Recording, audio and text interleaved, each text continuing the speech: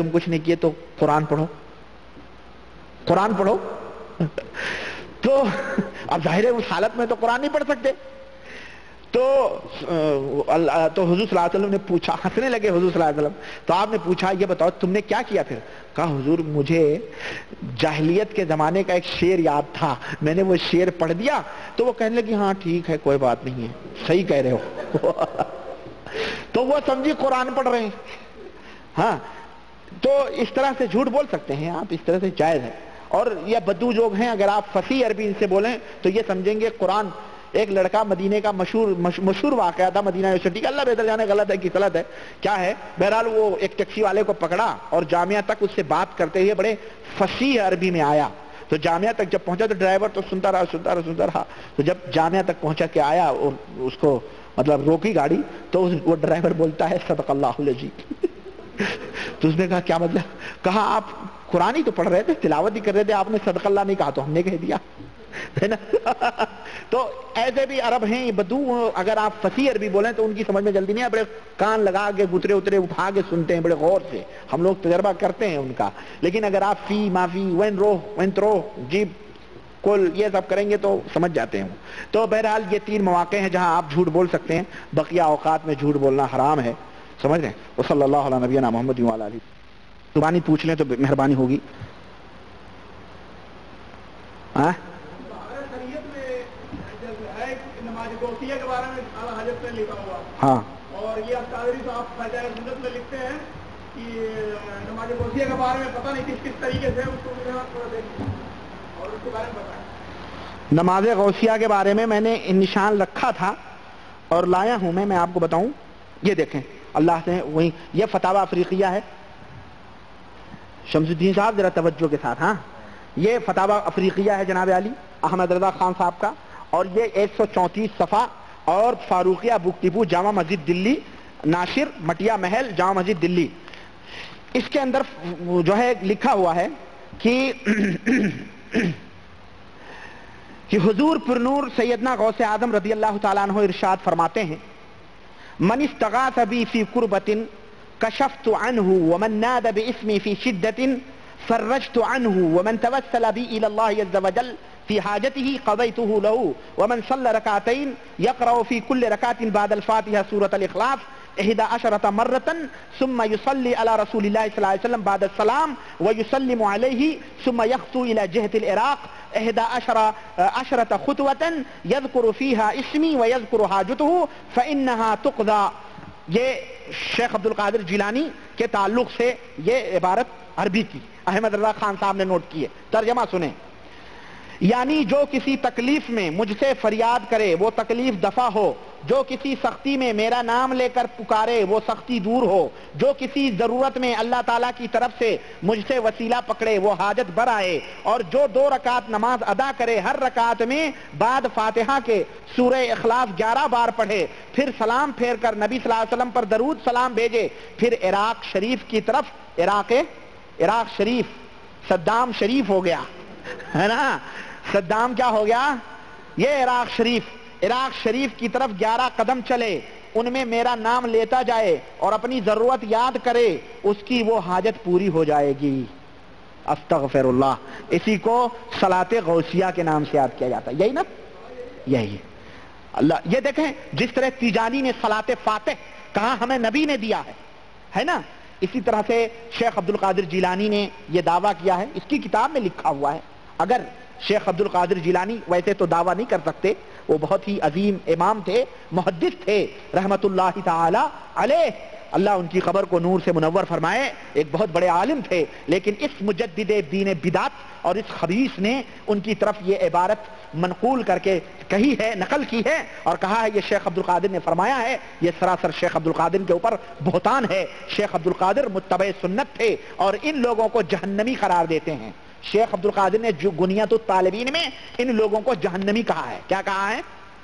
حوالہ میرے ذمے، آئندہ خطبے میں انشاءاللہ تعالی، آئندہ لیکچر میں انشاءاللہ تعالی میں اس کو لاؤں گا۔ ایسے لوگوں کو جہنمی قرار دیا ہے، یہ جہنم کے کتے ہوں گے یہ لوگ۔ میرا حوالہ میرے ذمے، اور نبی اور اسی کتاب کے حوالے سے حوالہ میرے ذمے احمد رضا نے لکھا ہے کہ جو بدعت کرے وہ جہنم کا کتا ہوگا۔ یہ تو سب سے بڑے بدعتیوں کے امام ہیں یہ تو امام. اور پھر یہ اپنے آپ کو دنیا میں کتا کہہ رہے ہیں نا, اپنے آپ کو دنیا میں کتا کہہ رہے ہیں نا, کہہ رہے ہیں نا کہ تجھ سے کتے ہزار پھرتے ہیں, کوئی کیوں پوچھے تیری بات رضا, تجھ سے کتے ہزار پھرتے ہیں, تو کتا مدینے میں پھر رہا, تیرے جیسے کتے بہت پھرتے ہیں نعوذ باللہ. اس کی تشریح میں کر چکا ہوں. تو یہ ہے صلاۃ غوثیہ. اللہ کے رسول صلی اللہ علیہ وسلم نے دعوت تبلیغ الگ الگ جگہوں پر جا کر دی ہے یا نہیں؟ بے شک اللہ کے رسول صلی اللہ علیہ وسلم نے الگ الگ جگہوں پر, کبھی قافلوں میں, کبھی خیموں میں, آپ صلی اللہ علیہ وسلم حج کے موسم میں حاجیوں کے خیموں میں جاتے تھے اور انہیں توحید کی دعوت دیتے تھے, اللہ کی طرف انہیں بلاتے تھے اور توحید کی طرف انہیں بلاتے تھے, بے شک دیتے تھے. دعوت تبلیغ جو آج چلوں کے ذریعے ہو رہی ہے, کیا یہ آج سنت کو ادا کر رہے ہیں؟ یہ جو چلوں کے ذریعے دعوت و تبلیغ ہو رہی ہے, یہ ایک خاص اور مخصوص طبقہ اور ایک مخصوص فکر کی دعوت و تبلیغ ہو رہی ہے. یہ کتاب و سنت کی تبلیغ نہیں ہو رہی ہے, بلکہ ان کے 5-6 اصول ہیں کلمے کی آڑ میں. یہ بیچارے خود ہی بیچارے, ان کو نہیں سمجھ ہے کہ تبلیغی نصاب جو جن کے بنیاد جو قائم ہے, اس تبلیغی نصاب کے اندر کیا گند رکھی ہوئی ہے, ان غریبوں کو خود نہیں معلوم ہے. اگر معلوم ہو جائے تو یہ لات مار دیں ان کتابوں کو, کہہ دیں ہم کو نہیں ضرورت ہے ایسے ایمان کی اور نہ ایسے عقیدے کی. اور میں انشاءاللہ میں کیا بتاؤں, کن کن کے اوپر پوسٹ مارٹم کروں؟ احمد رضا خان کو سمجھوں کہ الیاس صاحب قادری کو سمجھوں, کہ الیاس صاحب میواتی کو سمجھوں, کہ زکریا صاحب دہلوی کو سمجھوں, کس کو سمجھوں؟ ایک حمام میں نے ایک دن کہا تھا سارے ننگے نظر آتے ہیں. عقیدہ جو بریلویوں کا وہی ان بیچاروں کا بھی کتابوں میں موجود ہے, ان کی کتابوں میں موجود ہے. تو میرے عزیزوں, میرے دوستوں اور بھائیوں, کہنے کا مطلب یہ ہے کہ آپ ان کتابوں کو پڑھیں, خود دیکھیں. ہم کہاں کہاں تک آپ کو لا کر کے دکھائیں گے, آپ خود دیکھیں, آپ خود پہلے کتاب و سنت کے حقائق کو سمجھیں کہ اللہ نے جو اپنے نبی کو دین دیا تھا وہ دین کیا ہے اور اس کی بنیادیں کیا ہیں. اس کے سمجھنے کے بعد میں آپ ان ترازو کے اوپر تمام لوگوں کی باتوں کو تولیں, جو بات صحیح لگیں سراخوں پہ اور جو باتیں غلط لگیں چھوڑ دیں, خلاص یہی حق ہے.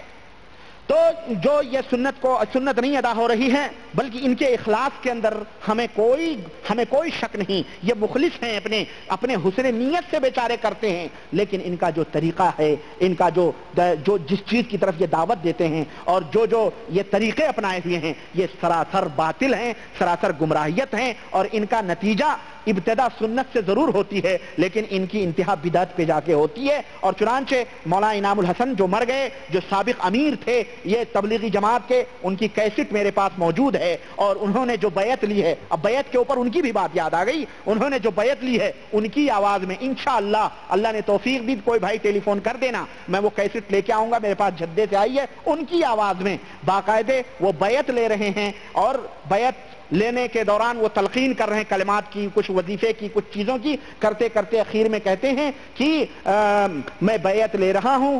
تو لوگ کہتے ہیں میں بیعت لے رہا ہوں انعام الحسن کے واسطے سے. تو لوگ کہہ رہے ہیں انعام الحسن کے واسطے سے حضرتی سیدی شیخ الیاس صاحب کے ہاتھوں پر, ہاں ان کے ہاتھوں پہ میری بیعت ہو, ان کے واسطے سے الیاس صاحب کے ہاتھوں پہ بیعت ہو رہی ہے.